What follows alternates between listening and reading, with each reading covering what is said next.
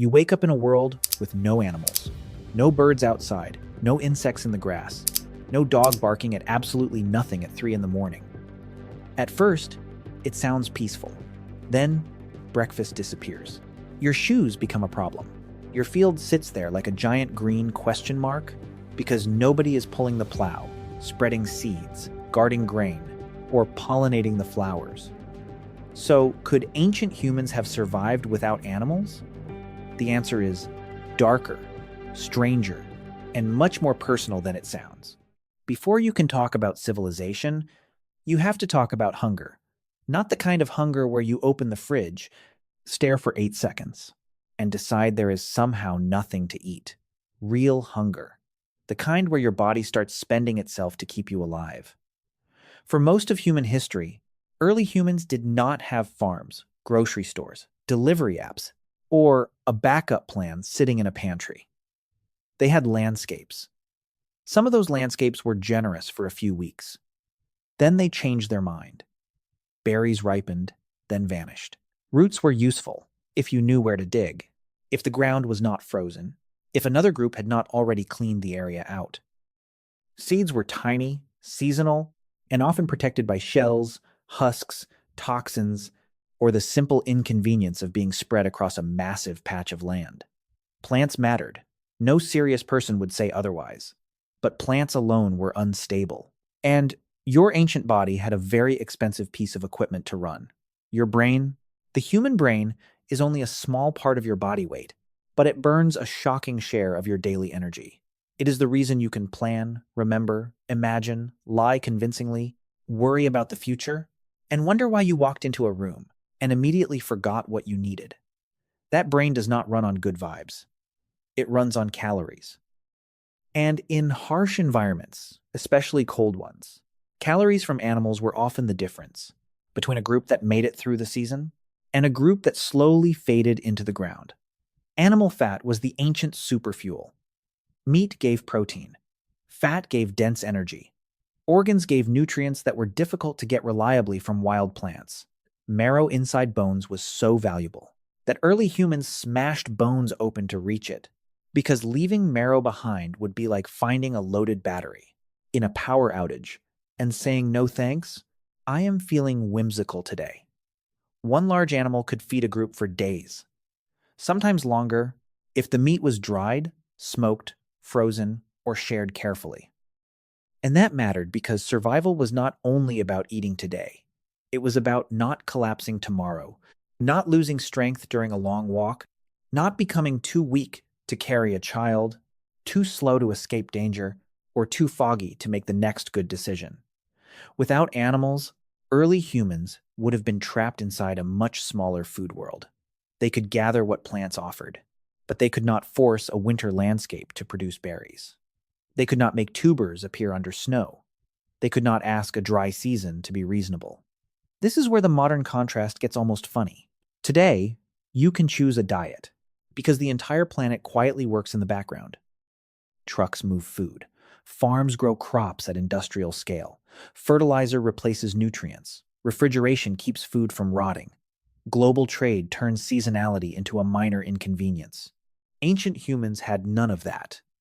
If animals vanished from their world, the result would not be a clean switch to salad. It would be a brutal collapse in available calories, usable fat, portable nutrition, and winter survival. That is the first answer. Without animals, early humans would not simply have eaten differently. They would have thought differently, moved differently, weakened faster, and in many places, died sooner. The relationship began in the stomach, but it did not stay there. Because once they had an animal, they did not just take the meat. They took the entire possibility hidden inside the body. Here is where the story becomes bigger than food. Imagine an early human standing over a successful hunt. A modern person sees meat. They saw a hardware store. That is not a joke. For people living close to the edge, an animal was not one product. It was a chain of solutions. The hide became clothing, bedding, shelter, straps, bags, wraps, containers, and insulation. That single fact is enormous. If you are trying to survive a cold night in northern Eurasia, leaves are not a coat. Bark is not a blanket. A clever pile of grass is not going to look at a freezing wind and say, "Relax, I have this." Animal hides held heat. They protected skin. They made movement through rough terrain more possible. They gave early humans a portable layer between a fragile body and a hostile climate. Without that layer, whole regions of the planet become much harder to live in, and some become nearly impossible for long stretches of the year. Then there were bones. Bones became needles, hooks, awls, points, scrapers, handles, ornaments, and tools precise enough to change daily life. Stone tools are famous because stone survives well and looks dramatic in museums. But bone tools were quieter geniuses. A bone needle allowed people to stitch fitted clothing, not just wrap themselves in loose skins. Fitted clothing means warmth. Warmth means migration. Migration means new lands, new food sources, and new chances to survive. That is not fashion. That is technology. Sinew became thread and cord. Tendon became binding. Horn and antler became tools strong enough for pressure, scraping, digging, shaping, and repair. Stomachs and bladders could hold water. Hot stones could be dropped into animal skin or stomach containers to heat food when direct fire would destroy the container. Fat became more than food. Rendered animal fat could waterproof, soften hides, preserve materials, and burn as fuel for lamps. That lamp part matters more than it first appears. A flame in the dark is not just a cozy visual.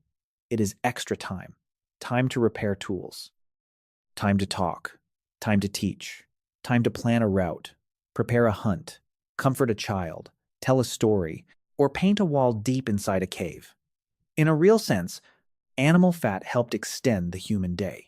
Before electricity, before oil lamps, before candles in a little glass jar that smells like fake vanilla, there was fat, flame, and a small circle of light holding back the dark.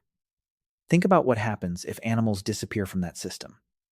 No hides for warm clothing, no sinew thread for stitching, no bone needles, no marrow, no fat lamps, no antler tools, no animal glue from collagen, no waterproof containers made from skins.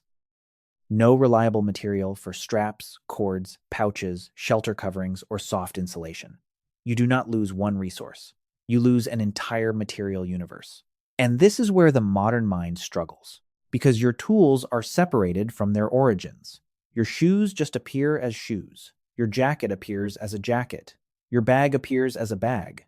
The supply chain politely hides the story. Ancient humans did not have that luxury. They understood materials through touch, smell, risk, memory, and need. They knew which hide stretched, which bone snapped, which tendon held tension, which fat burned clean, which horn could be shaped, which part spoiled first, and which part might save them when the weather turned ugly. This knowledge was not trivia. It was the operating system of survival. So if ancient humans had no animals, they would not only lose food, they would lose clothing, containers, lamps, tools, repair systems, and much of their ability to live outside, the narrow comfort zone of a warm season. The animal body became a bridge between human weakness and environmental reality. And then, after thousands upon thousands of years of hunting and scavenging and using every part they could, something even more radical happened. Humans stopped only following animals. They began bringing them close. At some point, the relationship shifted from chase to partnership. Not a cute partnership at first, more like a messy, suspicious, mutually useful arrangement, where both sides were probably thinking, "I do not fully trust you, but this is working." The earliest and most emotionally strange example is the dog. Long before cattle, sheep, horses, or neatly fenced farms, wolves and humans began drifting into each other's lives. The exact path is debated, but the result changed everything.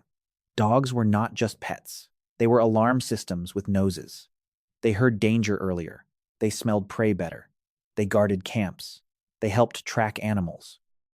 They turned the night from an invisible threat into something a little more readable. For an early human group, that could be life-changing. Picture sleeping near a fire with children curled beside you and darkness pressing close. Your own senses are good, but they are limited. Then a dog lifts its head before you hear anything. That small warning could buy the seconds that decide who wakes up and who does not. Later came goats, sheep, cattle, pigs, and other animals that helped humans build a different kind of world. Domestication was not just about meat, it was about predictability. A herd meant food could walk with you. Milk meant calories could renew without killing the animal. Wool meant warmth could grow back. Manure meant soil could be fed again after crops took nutrients out. Draft power meant fields could be opened faster, and heavier loads could move farther. In other words, animals became living storage. They stored energy as meat and fat. They stored wealth as herds. They stored future survival as milk, offspring, fiber, manure, and labor. This is why livestock became money in so many ancient cultures. A herd was not just a bunch of animals standing around chewing, like they had discovered meditation. It was a bank account with legs. If crops failed, animals might keep a family alive. If a marriage alliance needed wealth, animals could be exchanged. If a community wanted status, it counted herds. If enemies wanted to break a rival, they stole animals. Raiding livestock was not petty theft, it was economic warfare. And agriculture itself leaned heavily on this system. A field without animal labor is possible, but it is slow, exhausting, and limited by human muscle. A field pulled by oxen or other draft animals can be larger. Larger fields mean more grain. More grain means denser settlements. Denser settlements mean specialists, builders, traders, rulers, soldiers, priests, scribes, and all the complications we politely call civilization. Then there is manure. Not glamorous, not poetic. Absolutely essential. Soil is not a magic sponge that gives forever. Crops pull nutrients out. If nothing returns those nutrients, yields fall, hunger rises, and the settlement begins to wobble. Animal manure helped close that loop.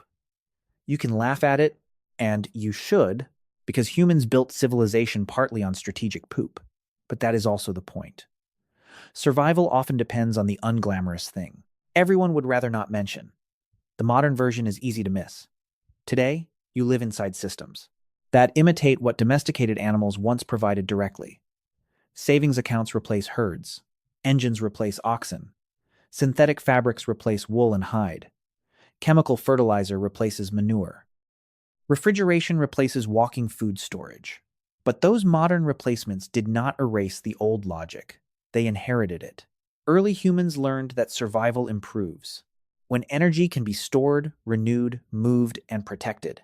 Animals were the first great technology for doing that with bodies instead of machines. Without domesticated animals, agriculture would still have existed in some places, but it would have been smaller, slower, more fragile, and more local. Cities would have been harder to feed, trade would have been harder to sustain, wealth would have been harder to store. Risk would have had fewer buffers. So could ancient humans have survived without animals? Maybe in a few friendly landscapes, for a while.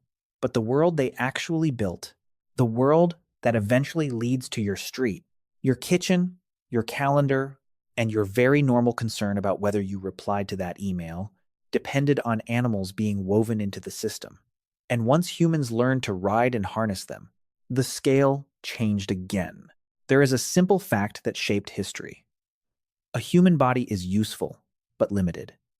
You can walk only so far, carry only so much, pull only so hard, run only so fast. At some point, your legs, back, lungs, and stubborn optimism reach the end of their shift. Animals extended the human body. Oxen became extra muscle. Donkeys became transport. Camels turned deserts from walls into routes. Horses compressed distance. Reindeer, yaks, llamas, water buffalo, and other regional partners helped people live in landscapes that would otherwise punish human weakness. This is not just a travel story, it is a power story. Before animals carried goods, trade was chained tightly to what humans could move, on their own backs or by water. Rivers and coastlines mattered enormously, because they acted like natural highways. But away from water, distance was expensive. A loaded animal changed that equation. Now grain could move. Salt could move. Metals could move. Textiles could move. Messages could move. People could move with more belongings than their shoulders could tolerate. When distance becomes cheaper, The map gets bigger. Villages connect. Markets grow. Roads matter. Empires become imaginable. The horse may be the most dramatic example. Once humans learned to ride, drive chariots, and breed horses for speed and strength, they gained a new relationship with space. A message could arrive sooner. A trader could reach farther. A warrior could strike faster. A ruler could command territory. That would have been too slow to manage on foot. This is why mounted people often terrified societies that had never seen them before. A rider was not just a person on an animal. To someone watching from the ground, it could look like a single enlarged being, faster, taller, louder, and more dangerous than any human should be allowed to be. Animals made humans bigger than their bodies. They turned muscle into infrastructure. They turned speed into strategy. They turned local communities into connected worlds. Even the quieter animals mattered. Donkeys hauled loads through rocky terrain. Oxen pulled plows and carts with patient, world-altering strength. Camels carried people across dry routes where a horse might fail. Bees pollinated crops and gave honey, wax, sweetness, medicine, sealants, candles, and writing surfaces. Silkworms helped create silk, and silk helped connect continents through trade. Fish fed river and coastal communities, while shells, bones, oils, and skins entered toolkits and economies. The point is not that every ancient society used every animal in the same way. They did not. The point is that everywhere humans went, they paid attention to the animal life around them and folded it into survival. They watched migration patterns, they learned breeding seasons, they followed tracks, they listened for warning calls, they read the weather through behavior, they noticed where herds moved, where birds gathered, where fish ran, where bees nested, where insects returned after rain. The animal world was an information network. Modern life has trained you to think information comes from screens. For early humans, information came from movement in grass, silence in trees, hoofprints in mud, feathers on the ground, buzzing near flowers, and the sudden absence of sound. To survive, they had to read living systems. Without animals, they lose not only labor and transport, but signals. A quieter world would not be safer. It would be less legible. This is the hidden piece. Animals did not just help humans do more. They helped humans know more. And when a species learns to combine its own intelligence with the senses, bodies, movement, and patterns of other species, it becomes much harder to stop. That is why the ancient human story is not a simple story of domination. It is a story of dependence powerful enough to reshape the human imagination, because the things you depend on do not stay outside your mind for long. Eventually, they become sacred. The clearest proof of human dependence on animals may not be found in a butchered bone or an old tool. It may be found in a temple. When a thing stands between you and death long enough, you stop seeing it as ordinary. You decorate it, name it, fear it, thank it, build stories around it, give it a place in the sky, the underworld, the household, the afterlife. Ancient humans did not merely use animals. They dreamed in animals. In Egypt, gods wore animal forms because those forms meant power. The falcon saw from above. The jackal haunted the edge between the living and the dead. The crocodile ruled the river's danger. The sacred bull embodied strength, fertility, wealth, and abundance. Those symbols were not random decorations. They were survival made visible. In many agrarian cultures, cattle became sacred or nearly sacred, because a cow was not simply food. It could give milk, pull, breed, fertilize fields, and represent wealth. Killing it carelessly could be economically foolish, like burning your furniture, because you want one warm evening. Birds became omens. Ravens became thought and memory. Herd animals became abundance. The pattern appears again and again. Humans took the creatures that shaped survival and turned them into meaning. This matters because it reveals something intimate about your own mind. You are descended from people who survived by paying attention. Not casually, ferociously. They had to notice a track before rain erased it. They had to know whether a bird alarm meant danger nearby. They had to judge when a herd was tired, when a predator was close, when an animal could be followed, trapped, respected, avoided, used, thanked, feared, or left alone. Their brains were trained by relationship, and modern life has not fully removed that wiring. That is why people still project personality onto pets, sports mascots, national symbols, luxury brands, cartoon characters, and little animal icons on apps that somehow control our calendars. You still use animals to think with. You still borrow their qualities to describe courage, loyalty, freedom, strength, cleverness, patience, danger, comfort, and home. Even when the direct survival link fades, the metaphor remains. But the modern distance creates a strange illusion. Because your light comes from a switch, you forget fat lamps. Because your jacket comes from a store, you forget hides and wool.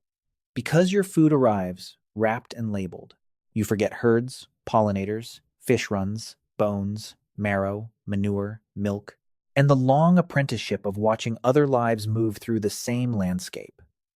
Ancient humans could not afford that forgetfulness. For them, the animal world was pantry, classroom, tool shed, warning system, transport, bank, mythology, and mirror.